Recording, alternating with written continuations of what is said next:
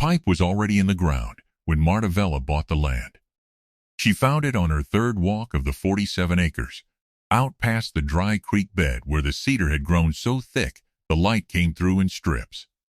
The pipe was galvanized, capped, about 3 inches wide, and it rose roughly 2 feet out of a small flat of pale clay. Nobody had flagged it. Nobody had mentioned it in the sale documents. The previous owner had not returned her calls, and when she asked the title company about it, the woman on the phone said she would look into it and never did. Marta stood there for a while, looking at the pipe. Then she walked back to her truck and drove into Llano. She did not explain herself to anyone in those first weeks. She had no standing to explain anything. She had arrived from San Antonio with no agricultural background, no family history in the hill country, and a cashier's check drawn on money left to her by an aunt who had spent her whole life in a 2-bedroom apartment and never owned a single acre. The land she bought sat on the western edge of Llano County, in a stretch of Texas that the real estate listing had described, generously, as having development potential. The bank that had previously held the note on the property described it differently. One of the loan officers, a man named Dale Pruitt, had used the phrase "played out to a mutual acquaintance," without knowing it would get back to Marta. Another man, a rancher named Curtis Blaine, who ran cattle on the adjoining section, had told his wife that the woman from San Antonio had bought herself 47 acres of rock and regret. He was not entirely wrong about the rock.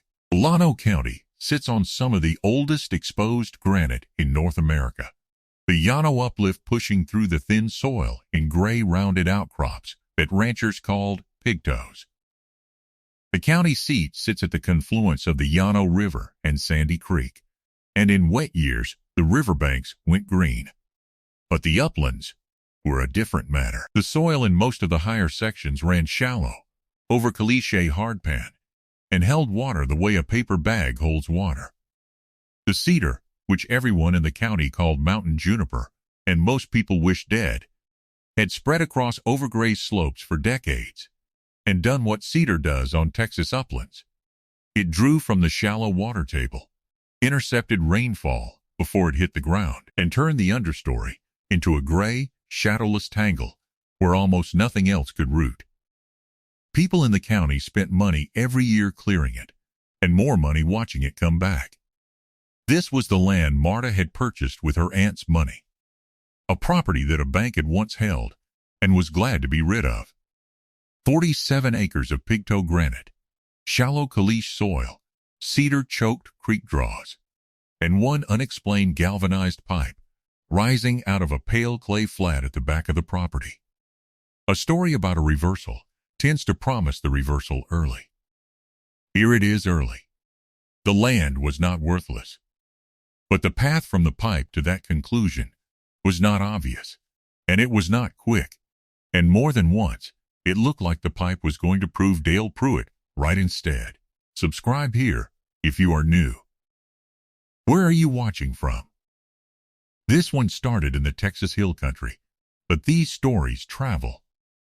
Marta Vella was 43 years old when she moved to the property, recently divorced, and she had spent 20 years as a quality control technician for a food packaging company in San Antonio. That job had given her 2 things she brought to the land without knowing it. The first was an attention to detail that her former husband had called tedious, and her supervisor had called exceptional. The second was a tolerance for standing in one place and watching something for a very long time before she concluded anything about it. Quality control, done properly, was mostly waiting for the deviation from the pattern. She had gotten very good at recognizing patterns, and very good at recognizing when one element inside a pattern did not belong. The pipe did not belong. She walked the property every morning for the first 2 months. She brought a composition notebook and a field camera. She counted the species of grass she found in different sections and noted where the ratio shifted. She recorded where the cedar thinned without any human clearing, which was unusual enough that she circled those sections on a rough sketch map and went back to them. She pressed her boot into the soil at dozens of different spots and noted the variation. The way the ground went from powder dry and pale near the granite outcrops to darker and slightly softer in the low flat where the pipe stood. She photographed the caliche outcrops and the patches of darker earth, and the places where the topography flattened unexpectedly, where the land seemed to hold its breath before it fell away toward the dry creek. The pipe kept drawing her back. She noticed that the clay flat around the base of the pipe stayed dark when the rest of the property had gone to pale dust after 2 dry weeks. She noticed that a line of black willow shrubs, scrubby and half-grown, traced a rough arc about 30 yards from the pipe, following a slight depression she had almost missed because it was subtle enough to disappear in most light. She noticed that the granite outcrops in that section were lower and more fractured than elsewhere on the property, less monolithic, broken into plates and wedges.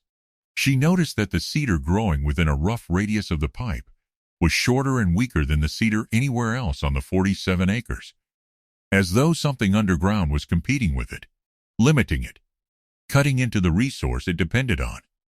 She sat with all of this for several weeks, and then drove out to see Everett Soule. Everett was in his late 70s and ran a small well drilling outfit from a property on Ranch Road 152 between Llano and Mason. He had drilled water wells across 3 counties for over 40 years and had a reputation in the area for saying discouraging things in a flat, unhurried voice that somehow made you trust him more than if he had said encouraging things. He listened to Marta describe what she had found without looking at her, watching something through the shop door the whole time. And when she finished, he told her that artesian pressure in Llano County uplands was possible, but not predictable. That whoever had capped that pipe had probably capped it for a reason, and that she should not spend money on it until she knew more about what she had. Marta asked him what it would cost to pull the cap and test the pressure. Everett told her the number, including equipment and his time. She thought about it for 3 days, and then said yes. What Everett found when he pulled the cap that Thursday morning changed his posture enough that Marta noticed. He did not say anything different, but he stood differently. The water did not gush. It rose. It came up slowly and steadily, and it did not stop. And when Everett put his gauge on the casing and read the pressure, he was quiet for a moment before he said that what they were looking at was a confined aquifer under meaningful artesian pressure. He explained the mechanism to her in the flat language he used for everything, and she listened carefully because she had learned that the flat language contained everything important. Below the property, beneath the caliche and the fractured granite of the upland section, lay a lens of impermeable clay that had formed during a different geological period when the region sat under a shallow sea. That clay lens was the key. It had trapped a portion of the Trinity Aquifer below it, sealing it under the overlying weight of saturated rock. Rainwater falling on the recharge zone to the north, on the higher granite uplands where the aquifer was exposed and unconfined, had been filtering down through fractured rock for decades, accumulating beneath the clay layer, building pressure, the way water builds pressure in any sealed system when you keep adding to it without providing an outlet. When that column of water found a pathway upward through natural fractures in the cap rock, and then through the bored casing of the old pipe, it rose toward pressure equilibrium. It would keep rising and keep flowing as long as the difference in pressure between the confined aquifer and the surface remained.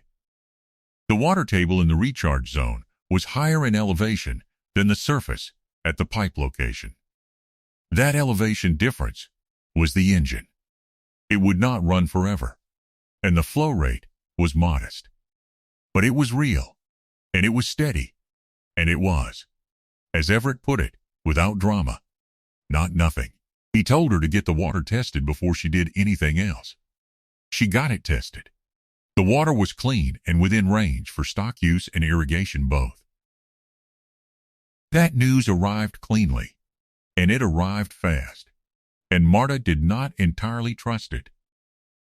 She had spent 20 years in quality control, and she knew what an early positive reading meant in a system you had not yet run long enough to understand. She moved anyway, because the alternative was standing still, and she was not built for that. She contracted with a small excavation outfit in Llano to cut a modest earthen catchment basin near the pipe to capture overflow and build up a small reserve. She ran a gravity-fed line from the basin to a second-hand stock tank she set near the fence line. She reached out by phone to 2 small market gardening operations near Fredericksburg, about an hour's drive east, to ask whether reliable water access might make a leased growing arrangement on her back section worth talking about. The first gardener said she would think about it. The second one said yes.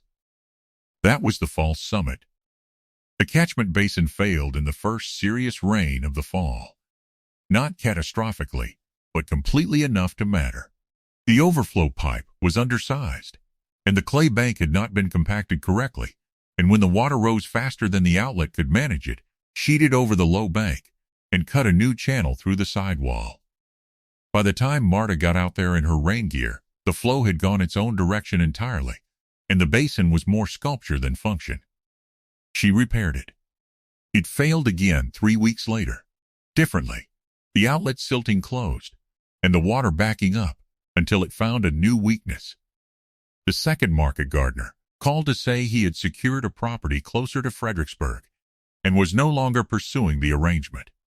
The first had never called back.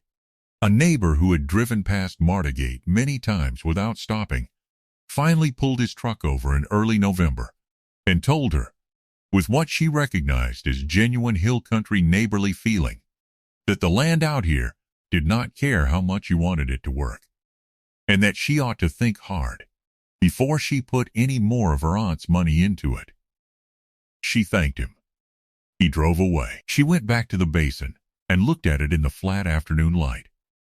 She did not move back to San Antonio. What she did instead was smaller and slower, which is usually how the right thing gets done in land that does not cooperate. She stopped thinking about the lease arrangement. She called Everett, and he drove out without making a production of it, and stood at the basin for 10 minutes, and told her in his flat voice exactly what she had gotten wrong about the clay angle, and the pipe sizing, and the overflow calculation. And then he told her how to fix it. She fixed it his way. It held. She cleared cedar in a rough band around the Artesian section over the following weeks. Not all of it. Not an assault on the landscape. Enough to reduce the evapotranspiration draw on the shallow moisture and give the native grasses room to come back in the understory.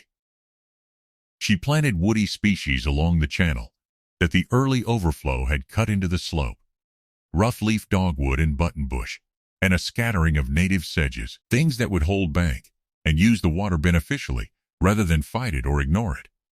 She let the artesian flow fill the corrected basin and overflow into the planted channel and work its way downslope in the direction it wanted to go. She did not tell anyone she was doing this, not because she was secretive, because nobody had asked. Curtis Blaine noticed the cedar clearing from his side of the fence, as neighbors in the hill country notice most things, silently, from a distance, with no particular expression. He mentioned it to Dale Pruitt in town as evidence that the woman from San Antonio was flailing around out there, trying one thing and then another.